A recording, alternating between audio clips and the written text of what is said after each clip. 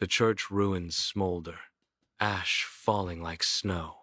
Wisps of gray smoke curl into the sky, a silent testament to the devastation. Javare stands silently, his face etched with his grief, the weight of the scene heavy on his shoulders as he witnesses the ruins of his place of worship. Marcus stares at the ruins, lost in disbelief. It can't believe this has happened to his community church. Tom's face reflects the heavy weight of grief. He thinks to himself, "This is the church I grew up in. Gone." Calvin and Kenji stand together, their silence speaking volumes of their shared sorrow. The air crackles with unspoken tension, a palpable weight pressing down. Fire can burn wood, it can't burn faith. Dust motes dance, each a tiny beacon in the otherwise still air. Kenji's voice cuts through the silence, a stark challenge to blind faith. "Faith is good," he begins, a declaration hanging in the dust-filled air. His words echo, "But faith doesn't rebuild walls without hands." Inside the bustling car dealership, Calvin stands, finding it hard to believe the news he just heard about his church. His disbelief clear, Calvin gestures emphatically to his tailored attire. "Hands? Look at me." Calvin's voice cuts through the dealership din. "I sell cars, not bricks," he asserts, his expression a mix of frustration and defiance. In a space undefined, light pierces through, illuminating particles adrift in the air. Tom stands, his face shadowed with concern. His gaze is lost in thought, a heavy burden weighing on his features. He speaks, his voice barely above a whisper. "Maybe." His determination hardens as he thinks of his children. "But my kids, they can't grow up walking past ashes." His voice resonates with conviction. They need hope. In the church lot, the men return, their figures stark against the open sky, each burdened with the tools of their impending labor. Marcus strides forward, the sledgehammer a symbol of the raw power he is about to unleash. Tom advances, his toolbox concealing the secrets of mechanical ingenuity it holds. Calvin trudges reluctantly, the weight of the cement mirroring the reluctance in his every step. Kenji, ever watchful, moves with the group, his notebook poised to capture their progress. Trucks storm the church lot, one after another. Energized people spill out, ready for action. The presence of the community speaks volumes. A chaotic ballet of wood, nails, and buckets begins. Initial attempts at construction are clumsy. Hammers miss, nails bend, and wood splinters. Calvin struggles with a stubborn nail, his focus intense. He swings the hammer, misses, and whams his thumb. Nearby, Tom strains under the weight of a heavy beam. The beam slips, crashing to the ground, narrowly missing his foot. Marcus watches with a slight smile, shaking his head at their efforts. In the heart of the warehouse, Javare, a man weathered by time and toil, prepares to impart his knowledge. With the grace of a seasoned craftsman, Javare lifts a heavy plank, showcasing the proper form. He demonstrates each step with meticulous care, his movements speaking volumes of experience. His deliberate actions reveal the secret to handling weight, a skill honed over years of labor. Kenji sits alone, lost in a world of sketches and imagination. His fingers dance across the pages, bringing abstract ideas to life. His mind races, piecing together fragments of a vision only he can see. Kenji's solitary concentration hints at a hidden story ready to unfold. Kenji enters, a blueprint rustling softly in his hands. With a decisive gesture, Kenji declares, "Here. Windows here. Children's space here." His voice resonates, envisioning where light should pour in. The blueprint becomes a vision, the space taking shape with Kenji's words. In a moment of shared resolve, the group nods, their faces reflecting a blend of doubt and trust in Kenji's strategy. Driven by shared purpose, they begin meticulously arranging the materials, each motion precise and focused. Each member's focus sharpens as they methodically follow Kenji's blueprint, their actions a testament to their dedication. The room fills with a quiet intensity as the team unites, transforming uncertainty into a symphony of coordinated action. But a wave of disagreements occurs, palpable and suffocating. Calvin's eyes dart around the unknown location, a mix of frustration and fear swirling within. Calvin's voice echoes in the emptiness. "This is ridiculous." He questions their purpose. "We don't even know what we're doing."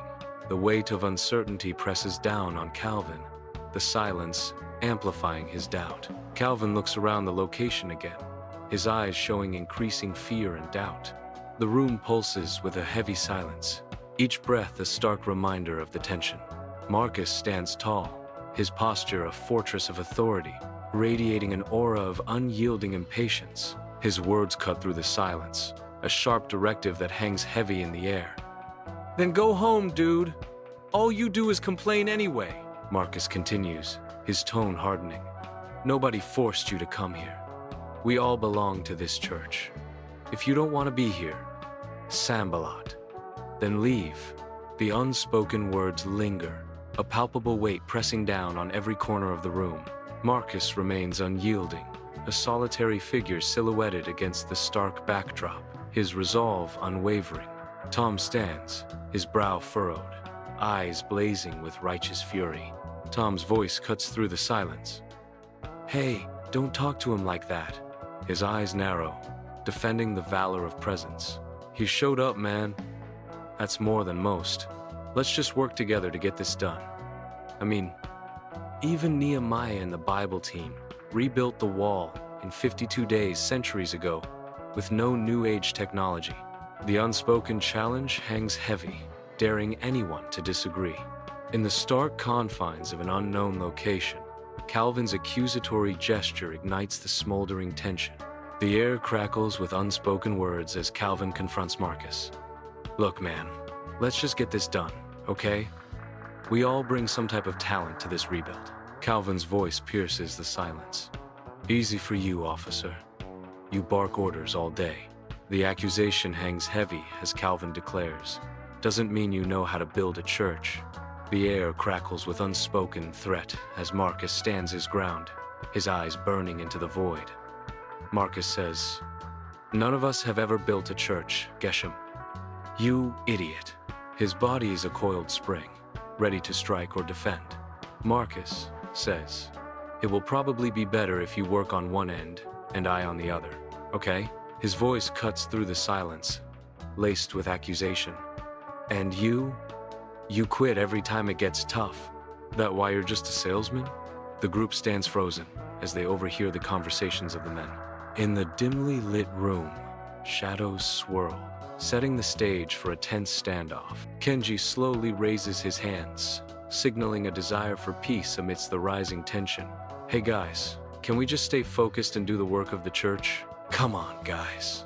Kenji's voice cuts through the silence, trying to diffuse the situation.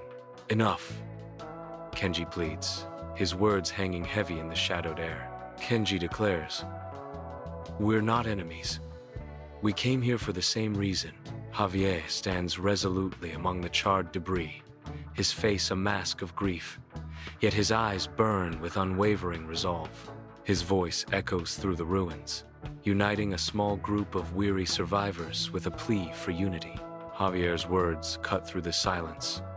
"Look, we all lost something when this place burned, but if we can't stand together here, we've already lost more." The weight of Javier's words descends, unspoken yet palpable. Calvin fights to contain his rising anger, each breath a visible struggle. Marcus avoids eye contact, shame etched deeply into his features. The silence stretches, thick with unspoken accusation. Each man is trapped in his own private torment.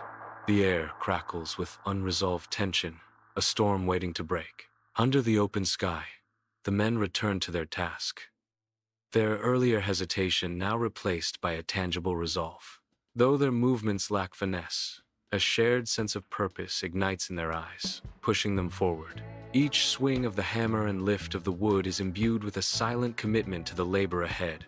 The once clumsy rhythm transforms into a steady pulse of collective effort, echoing through the church lot. In their unity, the men discover a strength that transcends their individual capabilities, binding them together. Inside the bustling workshop, Tom initiates Calvin into the art of hammering, showing him the grip, the stance, the perfect swing.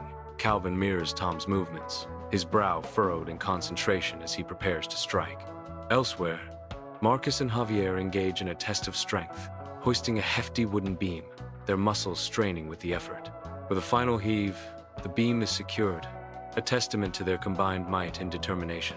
Sweat glistens on their foreheads, a badge of honor earned through hard work and collaboration. The workshop buzzes with activity, a symphony of effort and camaraderie as the day's work progresses. Amidst the rising steel and concrete, Kenji's steady presence fuels the construction site's relentless energy. Kenji's thoughtful expressions highlight his deep engagement with the project's progress. His adjustments, delivered with care and insight, ensure the project's vision is perfectly realized. Kenji's leadership infuses every corner of the site, driving the team towards architectural excellence. The community buzzes with collective effort, the sounds of construction echoing through the air. Amidst the activity, Sarah, a kind-faced woman, appears, bearing refreshments. She sets the cooler down, offering a refreshing respite to the hardworking neighbors. Her smile widens as she presents the tray of sandwiches, a gesture of neighborly love. The community pauses, grateful for Sarah's thoughtfulness, sharing a moment of unity. She continues, her words filled with admiration. "What you're doing here is a blessing." The group turns their heads, their eyes fixed on Sarah. A wave of neighbors floods the street, their initial worry melting into visible relief as they survey the scene. They arrive armed with tools and provisions, ready to rebuild and restore. Extra hands reach out, a symbol of unity and unwavering support. Children momentarily forget the disaster, their laughter echoing as they transform planks into vibrant artwork. A community unites, turning the page on disaster and embracing the promise of a brighter tomorrow. Calvin struggles, each swing of the hammer echoing his determination. Frustration mounts as nail after nail bends under the force. With a final, mighty blow, the nail finds its mark, sinking straight into the wood. A triumphant grin spreads across Calvin's face as he raises the finished piece. The kids erupt in cheers, their applause echoing through the workshop. Inside the church, Tom watches with affection as his daughter, Lily, approaches. Lily extends her drawing to Tom, her small hand reaching out with a hopeful offering. Tom accepts the drawing with a warm smile, carefully taking it from Lily's hand. He tapes Lily's drawing to a beam, securing it with love for all to see. Marcus, Josh, and David together struggle under the weight of the heavy plank. Josh and David's youthful energy and bright smiles shine through. David mirrors Josh's determination, his small hands firmly holding the wood. Marcus's heart swells with pride and affection, his smile reflecting their combined spirit. Under the scorching sun, Kenji kneels beside the stark concrete, a solitary figure amidst the construction's raw beginnings. With focused intensity, Kenji meticulously etches words of hope onto the unyielding surface. Faith, love, unity are written. Perspiration glistens on his brow as his glasses begin to slip, blurring his vision. His glasses slip further down. The chalk rests in his hand. The message is complete. A symphony of unity and purpose fills the air as the community gathers under the open sky. Driven by the swelling gospel tune, their movements blend into a seamless dance of collective effort. Smiles light up faces as hands lift heavy loads, carrying the weight of dreams and aspirations. Each brick laid, each beam raised, echoes the resounding harmony of their shared vision. In this vibrant tableau of collective spirit, the community builds not just structures, but hopes. As sunset paints the sky in fiery hues, the church's incomplete skeleton emerges, a symbol of dedication and hope. Bathed in the warm orange light, the church rises a testament to unified dreams. Though incomplete, the church stands tall, a beacon of collective spirit against the fading light. The horizon glows, mirroring the community's bright aspirations for their sacred space. 5 figures stand as one, sweat and dirt their shared uniform, united in silent awe. A shared gaze of admiration flows between them, unspoken words hanging in the air. Before them lies their creation, a testament to their combined will and effort. The sun beats down, casting long shadows that stretch and merge, binding them together.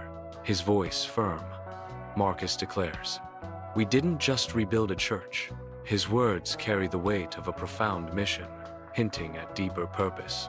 Marcus's intense stare pierces the quiet, his expression a mystery. With a voice laced with resolve, Marcus breaks the silence. "We rebuilt each other." His words echo, hinting at shared struggles and mutual restoration. The stark declaration hangs in the air, a testament to resilience forged in adversity. The air hangs heavy with the quiet resolve born from a day of relentless effort. Calvin's voice cuts through the silence. "Tomorrow, we keep building."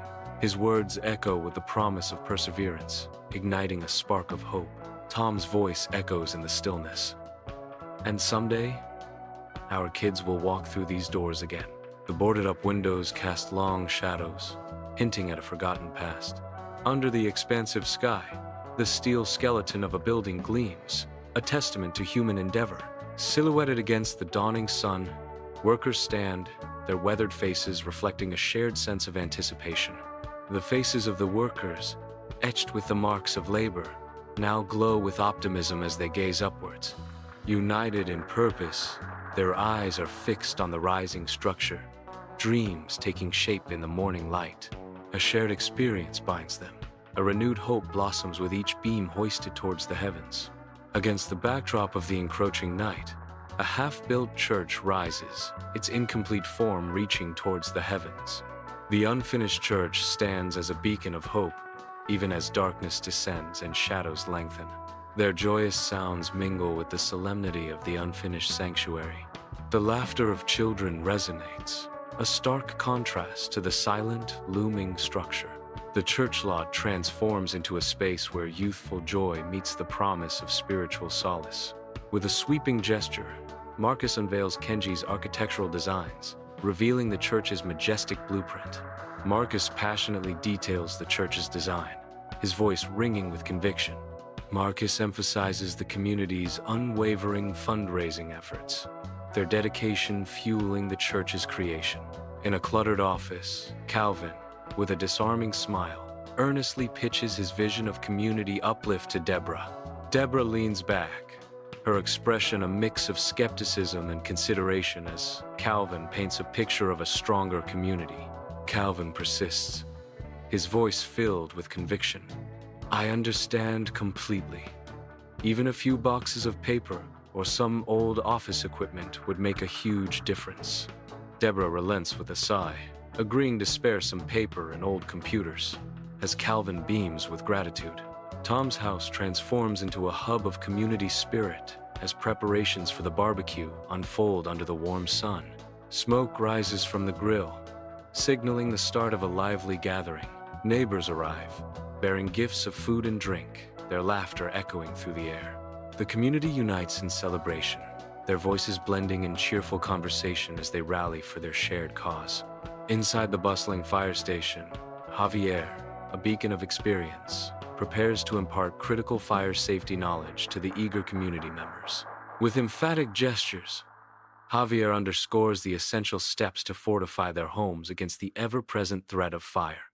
His voice resonates with urgency as he highlights the vital need to protect their newly erected church, a sanctuary at the heart of their community. The community members listen intently, their faces etched with concern and determination, ready to safeguard their homes and cherished gathering place. Under the expansive sky, a symphony of collective endeavor fills the church lot, where hands unite and spirits soar. The rhythmic clang of hammers echoes through the air, shaping walls that rise with each strike, reflecting the golden touch of the morning sun. Delicate hands fit windows with precision, framing the world outside like living paintings, each pane a portal to shared dreams. Above, a roof unfurls, a sheltering canopy of unity, promising refuge and shared purpose under its growing expanse. Every action, imbued with a sense of shared vision, weaves together into a tapestry of community, where each thread strengthens the bonds of togetherness. Sunlight floods through the stained glass windows, casting the newly completed church in vibrant hues. Laughter and chatter rise as the community gathers, their joy echoing within the sacred space. Faces glow with gratitude and hope, reflecting the light of a new beginning. Each member finds their seat, hearts filled with anticipation for the first service. The air vibrates with a collective sense of renewal and unity. The rebuilt church emerges, a radiant beacon of hope and resilience. Its walls echo with the whispers of faith, love, and unity. Every stone tells a story of unwavering strength and enduring spirit. The church stands tall, a testament to the unbreakable bonds of community. The rebuilt church stands as a powerful emblem of faith, love, and unity, forever strong against the test of time.